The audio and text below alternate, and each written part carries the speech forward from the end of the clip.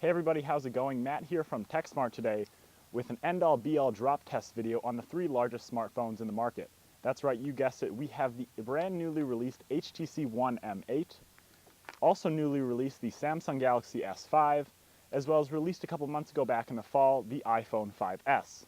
What we're going to be doing is putting each of these phones up to the test with a various couple different drop heights, see how they fare, and then find out which one has the best build quality for today.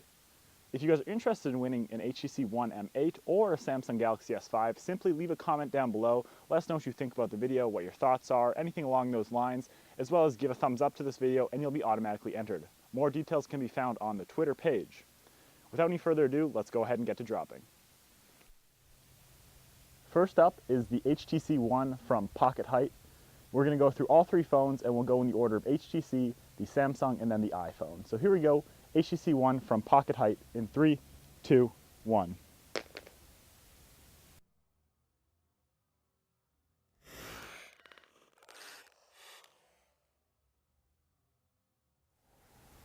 Next up is the Samsung Galaxy S4 from Pocket Height in 3, 2, 1.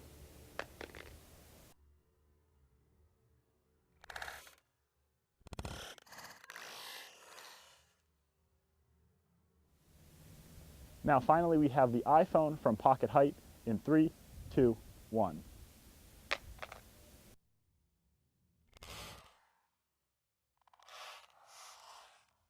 Much like we're used to seeing in many of the drop videos from the past, the phones are still all basically okay after the first Pocket Height drop.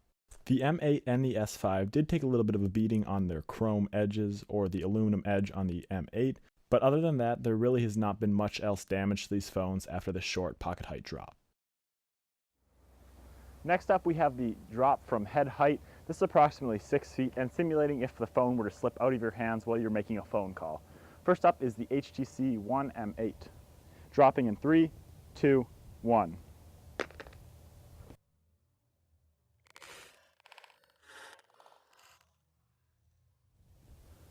Now for the Samsung Galaxy S5 head height in 3, 2, 1.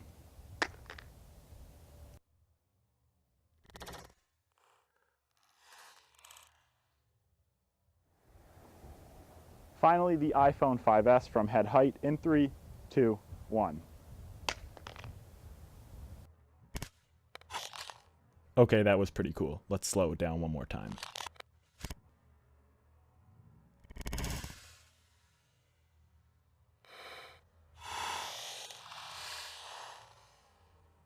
So unfortunately, if you weren't already able to tell, the iPhone has kind of met its end. Now this is a little bit surprising considering we've seen the iPhone stand up to some pretty tough drops in the past. But as the slow motion showed, it landed completely face down, and that's almost always a recipe for a cracked screen. So that means unfortunately the iPhone 5S is knocked out of this drop test as of right now. As you can still see, the S5 and HTC One M8 are still standing strong with flawless screens, so let's go ahead and drop them some more. Now with the HTC One M8 and the S5 still in fairly good condition, we're going to go ahead and do an above the head height drop and see if they can still withstand that drop.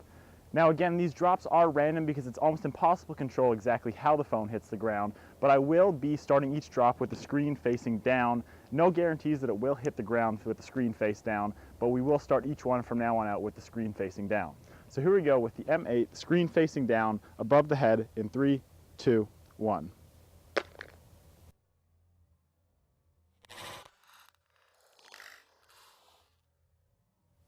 Now we're doing the Samsung Galaxy S5 above the head, screen starting facing down in 3, 2, 1.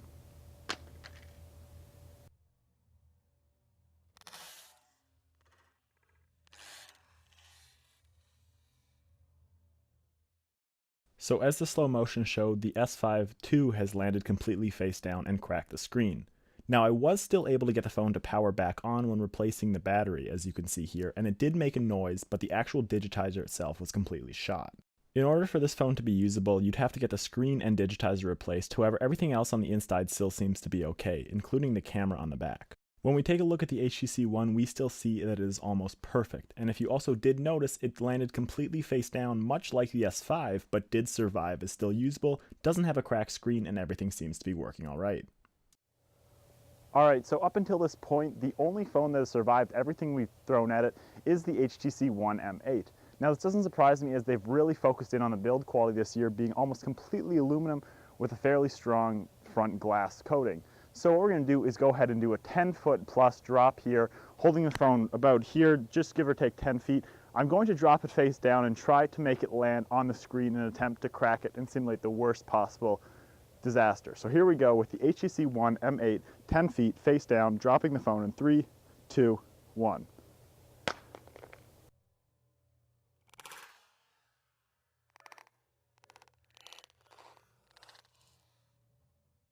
And there we go. We were able to crack the HTC One M8 finally. However, you have to take this with a grain of salt as it stood up to all the other drops which the 5S and S5 could not withstand, including a drop where it was held from above my head, which is over 6 feet, and landed 100% face down. It came out of that almost unscathed. So it wasn't too surprising to see when dropped from over 10 feet landing face down, this did actually crack the phone. So then how do all these devices stack up to one another when it comes to build quality? That's an easy one. I'm definitely going to have to call the M8 the winner here. Even though in these shots it looks like it got the worst beating, remember it also took the highest and most amount of drops. That leads me to give the HTC One M8 the merit of being able to be used without a case and can still withstand just about any everyday drop, even when landing face down on the screen. In the past, I would have had to say that Apple, with its current day iPhones, takes the award for best build quality. However, this year with the introduction of the HTC One M8, HTC takes that award now. One small side note though is that I would not completely kick the Samsung Galaxy S5 out of this running. If you go ahead and check out the other video on our channel that I just did between the S4 and the S5, you can see the S5 can actually take a fairly large beating, including getting run over by a car and still live. Regardless though of what this one random drop test shows, there's no doubt in my mind that all three of these phones still have a fairly substantial build quality from what they were 2 or 3 years ago. When it comes to smartphones in the future, there are two inevitable things. They will get stronger and they will get faster. And that's exactly the case here we have when Samsung, HTC, and Apple all duke it out for who has the best built smartphone. And that only means one thing for us: stronger smartphones in the hands of the consumers. Anyways guys, thanks so much for watching. Hope you enjoyed the video. Please leave a comment down below and a thumbs up to be entered in the giveaway, and I'll see you in the next one.